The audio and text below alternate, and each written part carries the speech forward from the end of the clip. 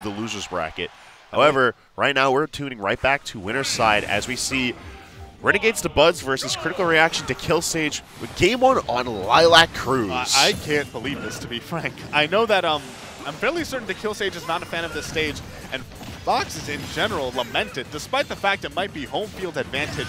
The tilting on the stage messes with Fox's auto cancels, and then the tilting of the ledges. Sometimes he side Bs into the ledge and just nothing happens. Sometimes he up Bs into the ledge and he winds up underneath the stage.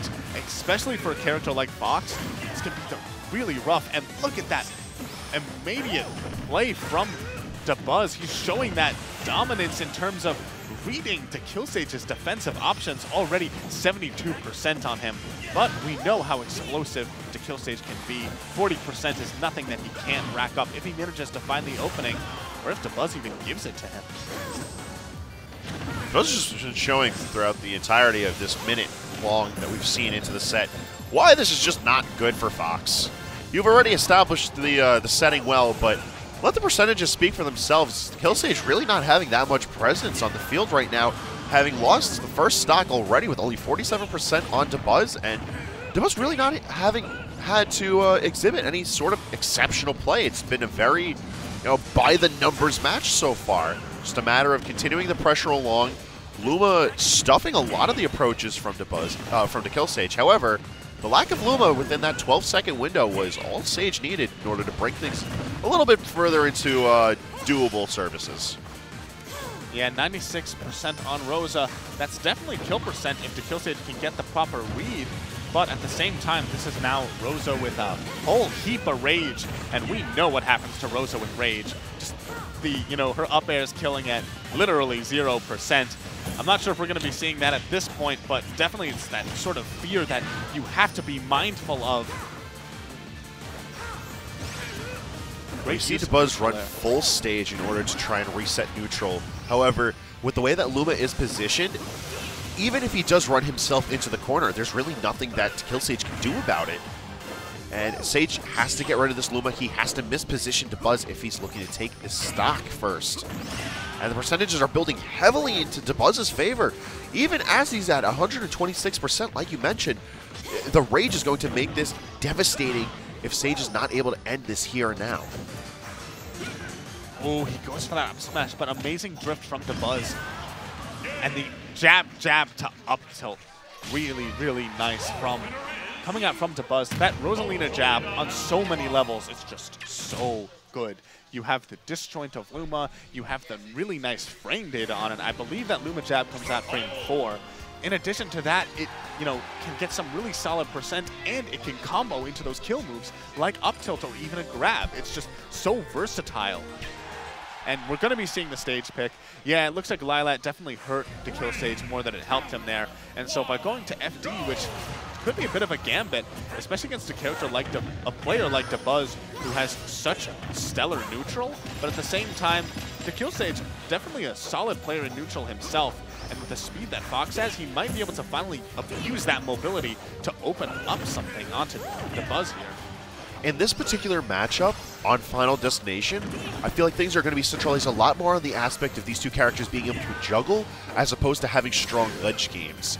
And it's really dependent on who's able to get that strong opening in. As we've already seen, Dabuz has opened up explosively. 97% in counting on dekillsage, having only finally just now getting his feet back on the ground. But once he does, stage control shifts heavily into his favor just off this very small ledge interaction.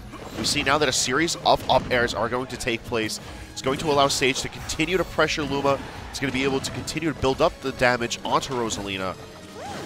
And just like that, we're looking at a situation that's slowly tying itself back up. This is how volatile this stage can get between these two characters. There it is. Beautiful. Dabuz maybe a little bit air dodge happy. dekillsage recognizing that, and he's just able to read it and punish with the back air. dekillsage actually managing to take the first stock here, but he is off stage now, but he manages to make it back okay. I will say, has Dabuz, until Ralphie, did he drop any games this tournament? I don't believe he did. Maybe 1 or 2, okay. If even that. But if dekillsage is able to even this up 1-1, that'll be huge, but you gotta respect Luma if that's your game plan. You know, that being said, though, this is Fox with Rage we're talking about. Like, this blender has higher settings if we choose to plug it in right now.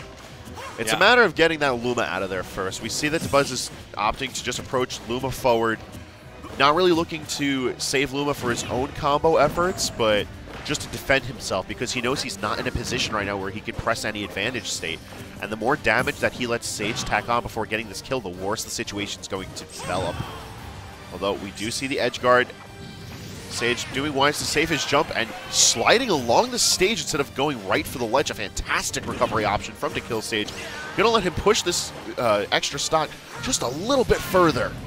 Oh, and he keeps living, and at this point, you know, Fox's combos, he's one of those few characters in the game where his combos become better with Rage almost. Like, his just overall juggles and everything. He's going to go for the grab release, but Dabuz, being very smart, he doesn't up B immediately. For those of you who don't know, the way that ledge invincibility is calculated, it's your percent and also how long you've been off stage. He gets the drag down footstool, and Sage manages to take the game on Dabuz. We already see the crowd popping. Oh, yo, it's like, it's 12:30 in the afternoon, and this is the loudest that I've heard this ballroom for Smash. Like, we finally got some life pumped into this crowd. Yeah, and dekillsage taking that game, that'll do it. You know, definitely dekillsage not favored to win right now, but he's evened it up 1-1, and both these players are from New York. You know, dekillsage, he's House of 3000. He's always at the locals. Dabuz, a little bit more of a hermit figure. He only comes out to these big regionals to take names. So if dekillsage manages to take this win under his belt, that will be monstrous for him. But before he can call that win his own, he has to earn it. With Game 3 seeing us on Smashville, this is a dangerous stage for Dabuz to pick, although I like it. We know that he's very comfortable with being able to ghost that platform, be able to just continue pressure even after Luma passes on and in that interim period before another one spawns, if that situation presents itself. That being said, we have to see Dabuz take the stock off of dekillsage. If he struggles as much as he did in Game 2, I don't know if we're going to be seeing that story, though. That was looking like a pretty done deal. Yeah, that was Dabuz making the adjustments. That last game, you know, his overall punish game, it's not what we sort of know for Dabuz. But here in Game 3, he's like, wait a minute, I forgot. I'm one of the best players in the world. Let me show you guys what that looks like. And then we see that incredibly early stock already lapped dekillsage in percent and looking to extend it even more, making an absolute statement here. Trying to just forget about that last game that dekillsage managed to take.